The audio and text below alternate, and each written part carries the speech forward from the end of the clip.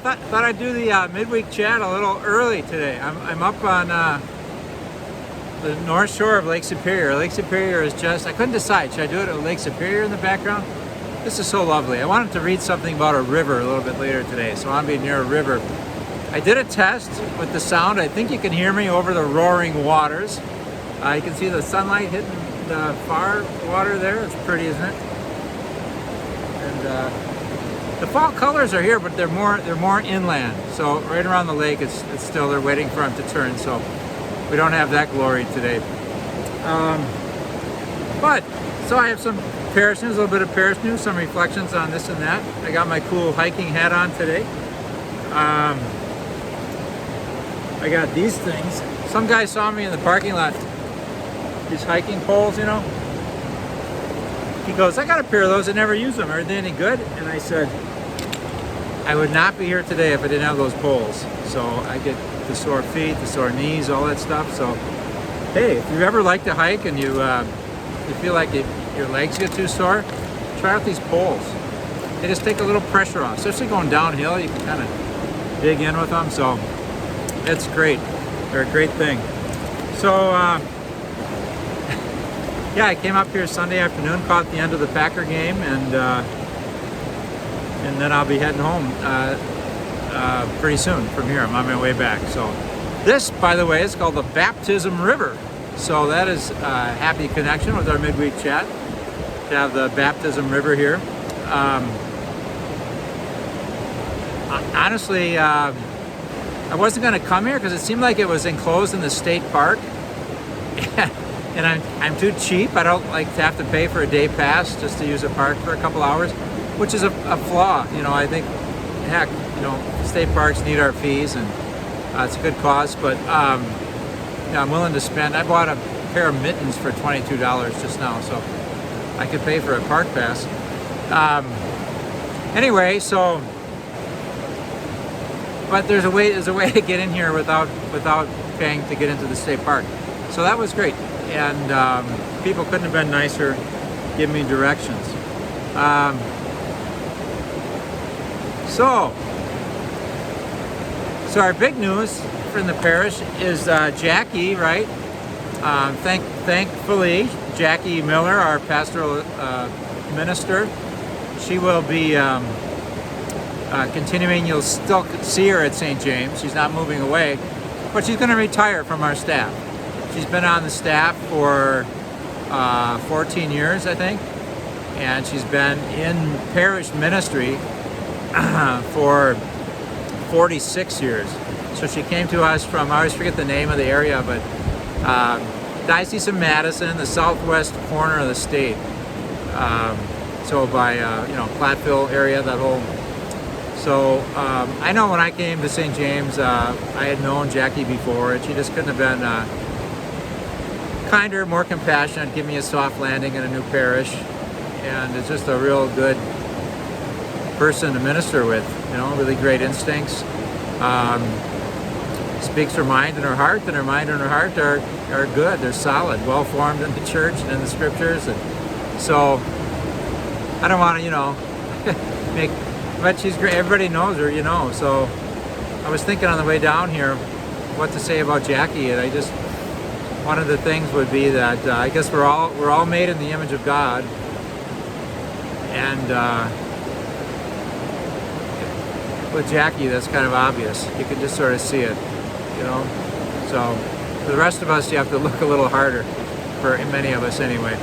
But anyway, so that's happening.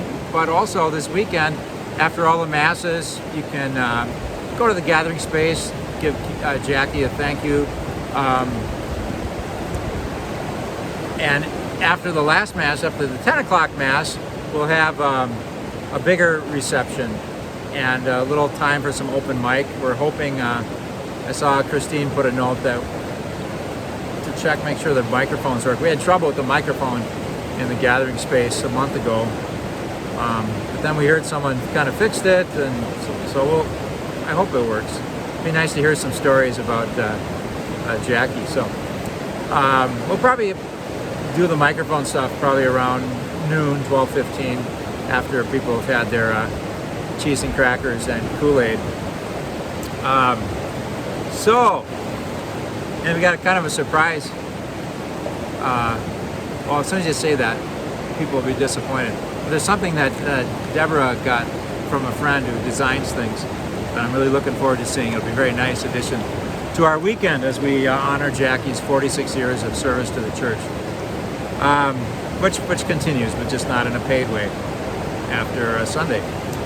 What else we got? So Wednesday night we have Kelly and Beth arranged to have the Nets team come to St. James for a retreat for our middle schoolers. They always seem to enjoy that. And they'll be spending a couple nights, the team, as they tour around our area. This Sunday, the confirmation program will kick off, including a night for new families, informational meeting especially geared toward new families. That'll be good.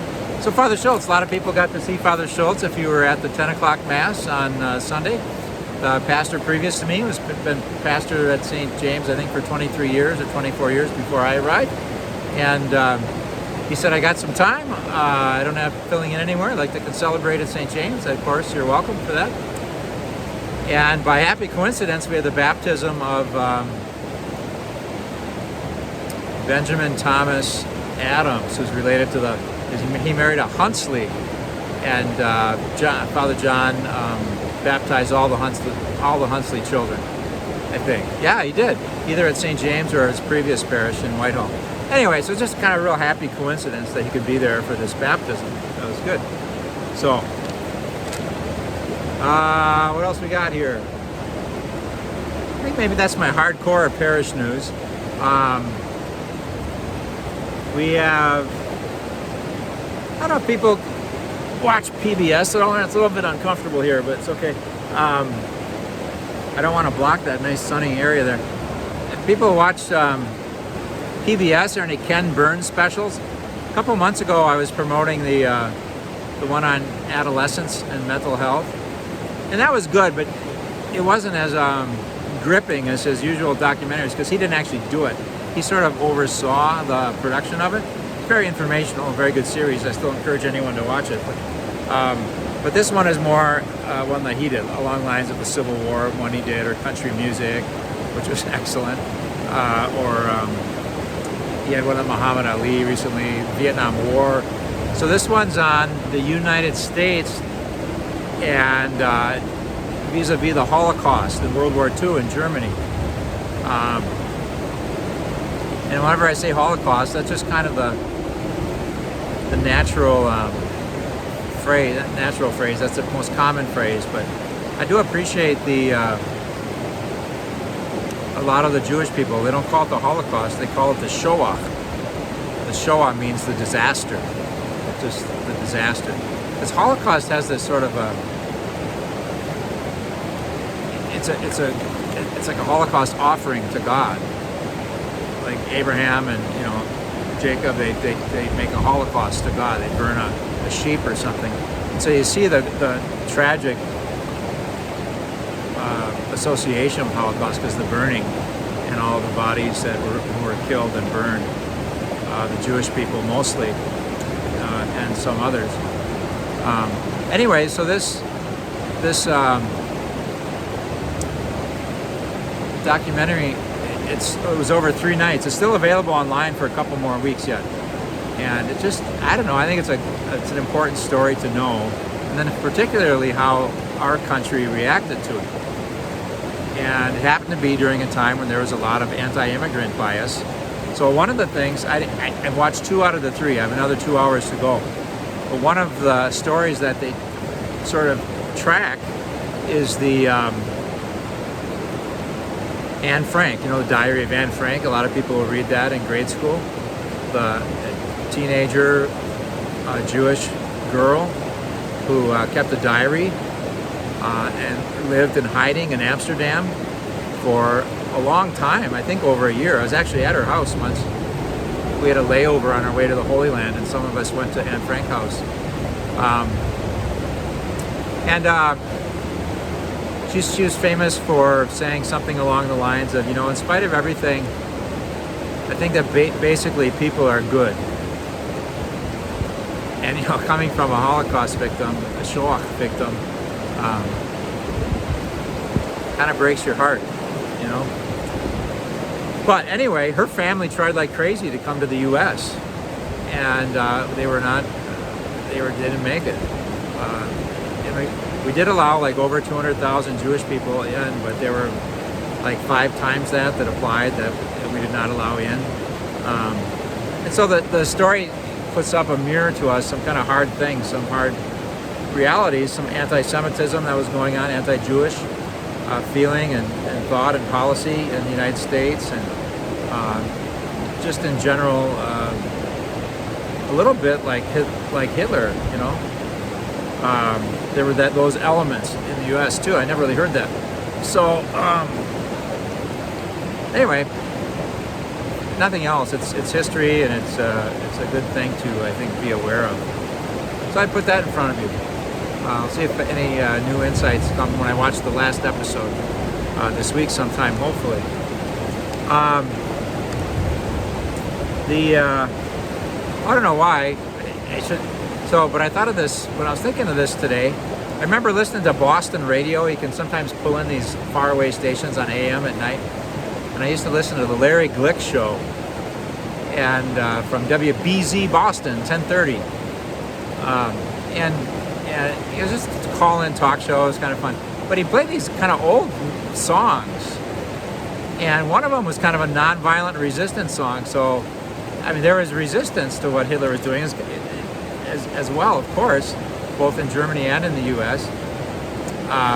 This is kind of a light thing, I mean, to make light of the Holocaust, but it shows different ways that people resist. Sometimes it is with humor and taking a risk to name evil. So he was kind of a comic. I guess his name was Spike Jones, and he did kind of comic songs. And one of his songs was, "When the Führer says we are the master race, we heil right in the Führer's face. Not to love the Führer is a great disgrace. So we heil right in the Führer's face." So little things like that, you know. It's not a violent thing. Maybe it's kind of mean, but it's a little drop in an ocean of meanness that came from him. So anyway, and of course, whenever we point a finger at somebody that they were evil or they're bad, which hard to argue that he wasn't. It doesn't mean we're all good, you know. What else?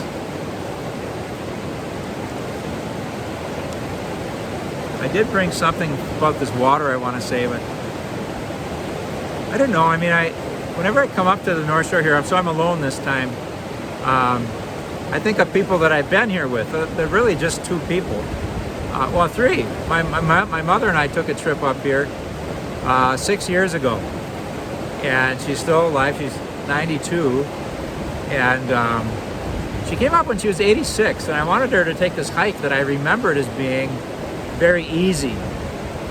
And you know, it oversaw the Lake Superior, and I thought, she's got to see this. She'll love it. And well, it wasn't that easy. You take a spur, and then there's a loop.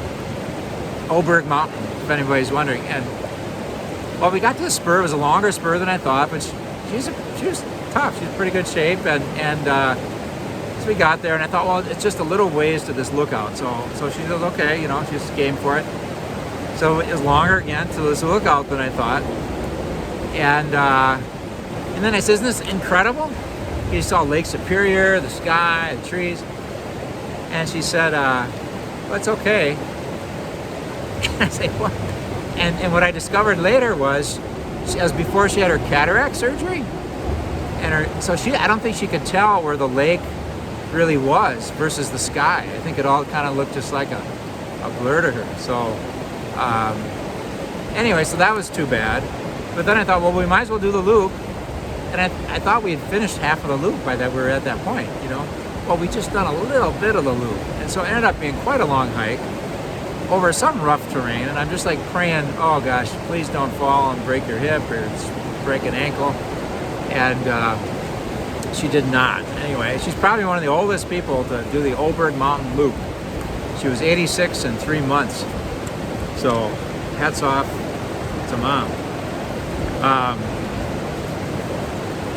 I think of my friend Mark. We come up and we backpacked before. There was this one backpacking trip from Hades, which was wet and our feet were soaked and it was cold and it was just no fun at all. But then it was too, and in memory it was fun. But so it's good times with him. And I wonder, how many times again will we go? Because we're getting older and stuff. But I don't know. And speaking of that, mortality, my friend Bob, who died 7 years ago, he's a priest from Chicago, and I think of him all the time. One time he said, what are you doing? We never really did anything together. I'd visit, say hello.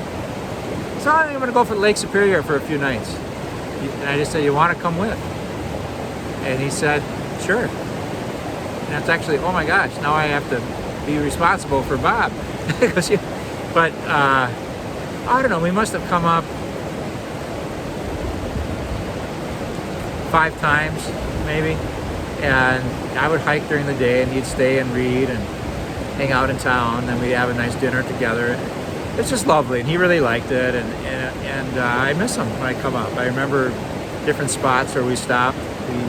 At a wayside once, he'd bought the CD, the greatest hits of Gordon Lightfoot, because he wanted to hear the wreck of the Edmund Fitzgerald while we were up here, and we put it in the CD player and we sang at the top of our lungs looking out at the Lake Superior. It's a happy memory. So when I go by that wayside, I remember Bob. So then it's something, life and death, and we go on with these days, try to live our lives well, miss people who've gone before us. Ran into a lot of people, it seems, in the last few years who are older, and they're just like, I don't know why God still wants me here. Because all their friends have gone, and they're just kind of here. And we agree in the end that maybe we don't know why, but God does. So, try to pray, try to do good, try to bear the sufferings that come with age with grace. Continue to be compassionate, all those things. And maybe it'll be revealed to us, why we're still here. But so, anyway, on that note, I just want to close with this. So, last year I posted it on my Facebook, but I didn't do it on the chat. There's this movie that I really like called A River Runs Through It. And it's by Norman MacLean. And I don't know if the script comes right from his pen, but this is a script from the movie, what I'm going to read. And it's fly fishing, and it's this Presbyterian minister who's got these 2 brothers, and one's kind of a wild, fearless, go-get-em guy, but unfortunately he also has an alcoholic. He's an active alcoholic, so that brings suffering to people in the movie.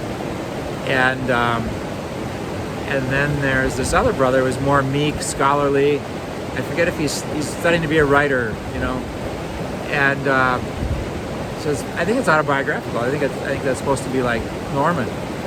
So anyway, at the end, he's an old man. His father his parents long dead. His brother, he gives a little summary of his brother's life, and then he said, unfortunately the drinking was too much, and he died when he was 42 or something like that. And so then it's just him fly fishing in the river, which he always did with his brother and his father. It's kind of a theme in the movie. Kind of a river like this. And he's just fly fishing, and you see the sun coming in, and you can see the bugs flying, and he's waving that heavy line of a fly rod. And then he says this. I took a picture of it. I was able to airdrop it to my iPad. So if I can find it now. There it is. So he's kind of just thinking about his life and people he's known and people who have died while he's fly fishing. And then these words come. Now, nearly all those I loved and did not understand when I was young are dead. But I still reach out to them. Of course, now I am too old to be much of a fisherman. And now, of course, I usually fish the big waters alone, although some friends think I should not. Like many fly fishermen in western Montana, where the summer days are almost Arctic in length, I often do not start fishing until the cool of the evening. Then in the Arctic half-light of the canyon, all existence fades to a being with my soul, and memories and the sounds of the big Blackfoot River and a 4-count rhythm and the hope that a fish will rise. Eventually, all things merge into one, and a river runs through it. The river was cut by the world's great flood and runs over rocks from the basement of time. On some of the rocks are timeless raindrops. Under the rocks are the words, and some of the words are theirs. I am haunted by waters. From a river runs through. So I'm just going to show you a little bit before I go. See upstream there. Whoops. I want to make you dizzy here, but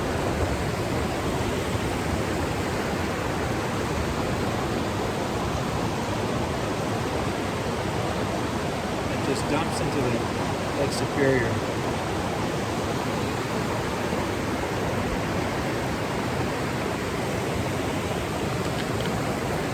So, from the North Shore, God bless you, everybody, and be good. All right? See you. God bless.